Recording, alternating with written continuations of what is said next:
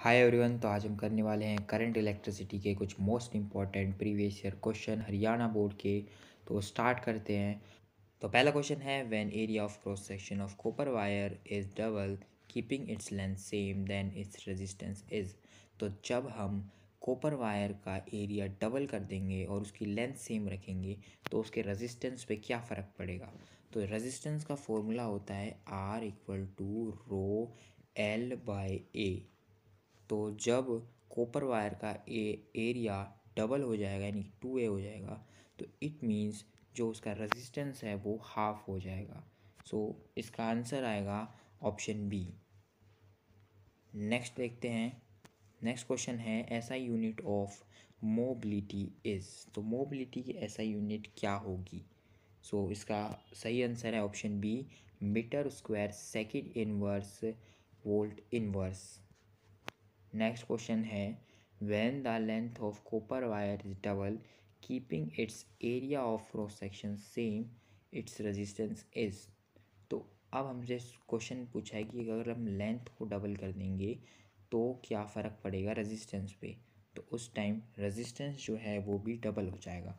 तो इसका सही आंसर आएगा ऑप्शन ए। नेक्स्ट क्वेश्चन की तरफ बढ़ते हैं। Relation between current density and electrical field is. तो हमें बताना है कि जो करंट डेंसिटी है और जो इलेक्ट्रिकल फील्ड है उसके बीच में क्या रिलेशन होता है। सो इसका सही आंसर है option C, J equal to sigma E. Next question देखते हैं। When the length of copper wire is double keeping its area of cross section same then resistivity is. तो अब हमसे बोला गया है कि जो लेंथ है अगर हम कॉपर वायर की डबल कर दें तो उसकी रजिस्टिविटी पे क्या फ़र्क पड़ेगा। तो जो रजिस्टिविटी होती है वो लेंथ और एरिया पे डिपेंड नहीं करती है कॉपर वायर की। तो इसका सही आंसर आएगा option C, no change. Next question है, करेक्ट रिलेशन इज। सो यहाँ हमें रिलेशन दिया गया है सिग्मा का, तो हमें बताना है कि इसका जो करेक्ट रिलेशन है वो क्या होगा। सो इसका जो सही रिलेशन होता है वो है इसका option A, NE² tau by m. Next question देखते हैं, the resistivity of a conductor with increase in temperature. तो रेजिस्टिविटी का क्या होगा, कंडक्टर के अंदर अगर हम टेम्परेचर को बढ़ा देंगे तो कंडक्टर के अंदर जो रेजिस्टिविटी है वो इंक्रीज हो जाएगी। तो इसका सही आंसर है ऑप्शन बी। तो नेक्स्ट क्वेश्चन देखते हैं, the resistivity of semi conductor with increase in temperature. तो अब सेमी कंडक्टर में क्या होगा, जब हम उसकी रेजिस्टिविटी पे क्या फ़र्क पड़ेगा जब हम उसका टेम्परेचर बढ़ा देंगे। तो सेमी कंडक्टर के अंदर जो रेजिस्टिविटी है वो एग्जैक्टली डिक्रीज़ हो जाएगी। तो इसका ऑप्शन बी सही होगा। नेक्स्ट क्वेश्चन देखते हैं, the conductivity of semi conductor with increase in temperature. तो अब हमें इस क्वेश्चन में बताना है कि जो कंडक्टिविटी है सेमीकंडक्टर की उस पर क्या फ़र्क पड़ेगा अगर हम टेम्परेचर बढ़ा देते हैं। तो कंडक्टिविटी सेमीकंडक्टर की इंक्रीज़ हो जाएगी टेम्परेचर बढ़ाने पे। तो सही आंसर आएगा ऑप्शन बी। नेक्स्ट क्वेश्चन है, how many current is flowing through a 5 kilowatt resistor when a potential difference is applied of 5 volt across it. तो इस क्वेश्चन में हमसे पूछा गया है कि हमें करंट बताना है। हमें रजिस्टर की वैल्यू गिवन है, रेजिस्टेंस की वैल्यू गिवन है 5 ओम, हमें पोटेंशियल डिफरेंस गिवन है 5 वोल्ट और हमें बताना है कि कितना करंट फ्लो होगा सर्किट के अंदर। तो इसका जो सही आंसर आएगा वो है 1 माइक्रो एम्पियर। तो ऑप्शन बी इसका करेक्ट आंसर होगा। नेक्स्ट क्वेश्चन देखते हैं, with decrease in temperature the mobility of conductor. तो टेम्परेचर के डिक्रीज़ होने पे मोबिलिटी ऑफ कंडक्टर पे क्या फ़र्क पड़ने वाला है। तो मोबिलिटी ऑफ कंडक्टर है वो इंक्रीज़ हो जाएगी जब हम टेम्परेचर को डिक्रीज़ करेंगे। तो इसका ऑप्शन ए करेक्ट आंसर है। नेक्स्ट क्वेश्चन है, how much current is flowing through. तो यहाँ पे हम फॉर्मूला यूज़ करने वाले हैं I equal to V by R। So इसकी वजह से जो आंसर आने वाला है वो होगा option B. 2 milliampere. Next question है an AC source is connected to a resistor, the phase difference between applied voltage and the current is. जो फेज डिफरेंस होगा वोल्टेज और करंट के बीच में जब हम AC सोर्स को कनेक्ट करेंगे रजिस्टर से तो वो होगा 90 डिग्री। तो इसका सही ऑप्शन है सी। नेक्स्ट क्वेश्चन की तरफ बढ़ते हैं। नेक्स्ट क्वेश्चन है in a network of resistance show net resistance between the point A and B is. So हमें इस सर्किट डायग्राम के अंदर जो है नेट रेजिस्टेंस फाइंड करना है। सो ये देख सकते हैं कि इसके अंदर जो रेजिस्टेंस है वो सीरीज़ में है और टू सब सिंगल रेजिस्टेंस है, तो इसके वैल्यू आएगी 6 ओम जो उसका नेट रेजिस्टेंस होगा। तो ऑप्शन ए बिल्कुल करेक्ट आंसर है। क्वेश्चन देखते हैं how much current is flowing through 20 ohm resistor when a potential difference of 2 volt applied across it.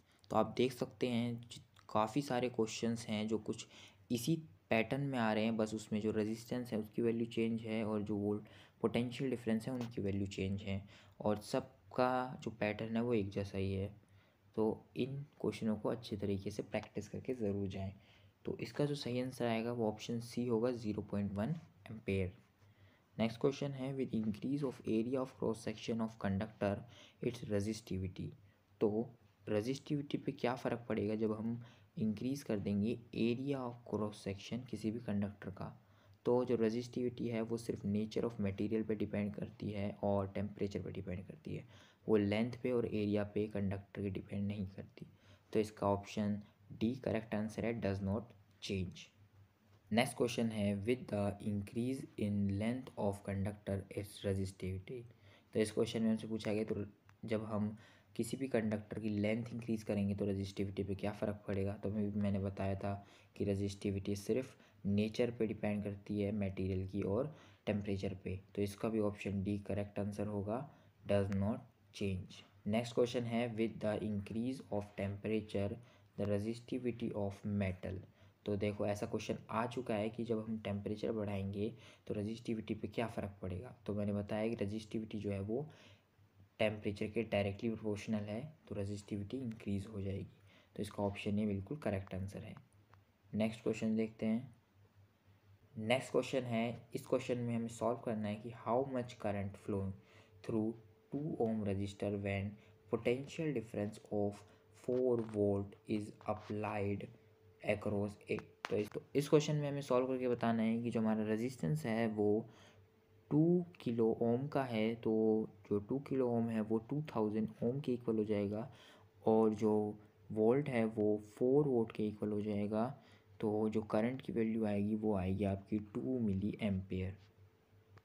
Next question देखते हैं how much current flow through a 5 kilo ohm resistor when potential difference of 5 volt is applied across it and. तो इस question में हमें resistance given है 5 kilo ओम, तो इस kilo ohm को हम चेंज कर देंगे 5000 ओम में और हमारे पास वोल्ट गिवन है 5 वोल्ट। तो जो करंट आएगा वो उसकी वैल्यू होगी 1 मिली एम्पेयर। नेक्स्ट अब हम बात कर लेते हैं इस चैप्टर के कुछ इम्पोर्टेंट शॉर्ट क्वेश्चंस की। तो पहला क्वेश्चन आ सकता है कि explain the Ohm's law.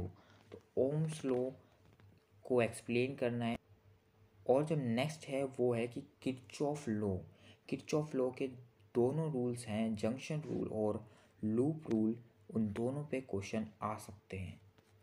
Next है draw the circuit diagram of Wheatstone bridge using Kirchhoff law to obtain the balance condition of Wheatstone bridge.